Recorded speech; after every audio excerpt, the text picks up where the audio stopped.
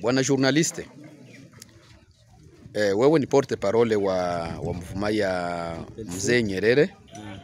Tulisha rekipere deja Katogota na Kamanyula. Swali yangu ni hii. Mara kwa mara tunarekiperema mingine, tunasikia siku 2 siku 3 bana tufukuza tena mwele mingine tulisha rekipere.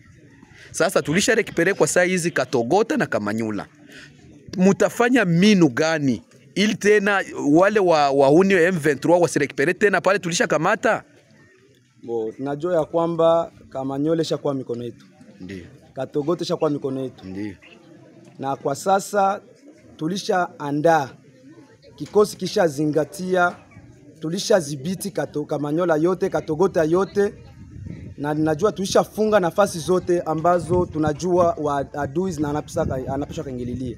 Na kwa sasa tunajua tunapotoka pale tunazingita pale pote ambapo serikali ama adui anapaswa kuingililia na kuchunga zile raia zinazopatikana pale. Na kwa sasa kuna raia ambaye, kuna kijana aliyesema ya kwamba tunafurahi kwa kuja yenu kwa sababu ni siku mrefu sana tuko nyumba tunahangaika. Bwana porte parole, wali bapangia operation kama nyie njo mko mnagombana Mitimbili kwa sababu mna brigade kule Mitimbili. Mambo ya Mitimbili iko namna gani? Mutaenda Mitimbili muache hii mlango ya RN5 puisque nasikia wanasema kikosi yenu itaenda Mitimbili, mtafanya namna gani? Tunajua ya kwamba walituafekte Mitimbili ndoko tutaenda pigania.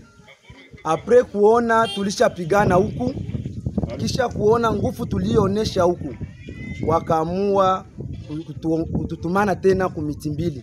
Na kwa saa hizi kufatana na kikosi ambacho tulicho nacho, tumegabua.